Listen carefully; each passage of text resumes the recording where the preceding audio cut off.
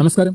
വാഹനമോടുന്ന എല്ലാ ഡ്രൈവർമാരും വാഹന ഉടമകളും ശ്രദ്ധിക്കാൻ വേണ്ടിയിട്ടാണ് ഈ ഒരു വീഡിയോ പ്രധാനമായിട്ടും ചെയ്യുന്നത്. നമ്മളെല്ലാവരും വാഹനമോടുന്ന ഡ്രൈവർമാരാണ്. ഇതിൽ ടയറിൻ്റെ കണ്ടീഷൻ ഒട്ടുമിക്ക പേരും ശ്രദ്ധിക്കാറില്ല എന്നത് 100% സത്യമാണ്. അതിൽ പ്രധാനമായിട്ടും മനസ്സിലാക്കേണ്ടത് ഈ കാണുന്ന ഭാഗം, ഇവിടെ ത്രെഡ് വെയർ ഇൻഡിക്കേറ്ററിൻ്റെ ഒരു സിമ്പലുണ്ട്. ചില വാഹനങ്ങൾക്ക് ഇവിടെ ത്രികോണമായിരിക്കും വരുന്നത്, ത്രികോണത്തിൻ്റെ ആകൃതിയിലായിരിക്കും വരുന്നത്. ചില വാഹനങ്ങൾക്ക് ഇങ്ങനെ കാണും.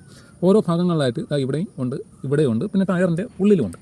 ഈ കാണുന്നതും ടയറിൻ്റെ ഉള്ളിൽ വരുന്ന ത്രെഡ് വെയർ ഇൻഡിക്കേറ്ററിൻ്റെ സിമ്പലാണ്. ഇതിനെ സൂചിപ്പിക്കുന്നത് ടയർ ഓടി തേയ്മാനം വന്നു കഴിഞ്ഞാൽ ഈ ഭാഗം എത്തുമ്പോൾ നിർബന്ധമായിട്ടും ടയർ റീപ്ലേസ് ചെയ്യേണ്ടതാണ്. പക്ഷേ ഒട്ടുമിക്ക ഡ്രൈവർമാരും അല്ലെങ്കിൽ വാഹനം ഓടുന്നവരും ഈ ഒരു കാര്യം ശ്രദ്ധിക്കാറില്ല എന്നത് എടുത്തു പറയേണ്ട ഒരു കാര്യമാണ്.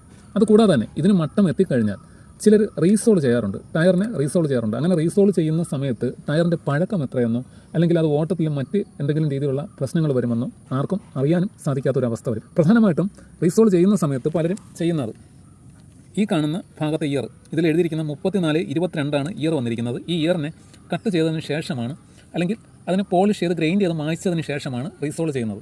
അങ്ങനെ ചെയ്ത് ഉപയോഗിച്ചാൽ കൂടിയും നാളൊരു സമയത്ത് നമ്മുടെ ടയർ ഓട്ടത്തിൽ പൊട്ടിപ്പോവാനും അത് കൂടാതെ തന്നെ മറ്റു പല അപകടങ്ങൾക്കും അത് കാരണമാവും. അതും ശ്രദ്ധിക്കേണ്ട മറ്റൊരു വസ്തുതയാണ്. ഇത് എല്ലാ വാഹനം ഓടുന്ന ഡ്രൈവർമാരും ശ്രദ്ധിക്കണം.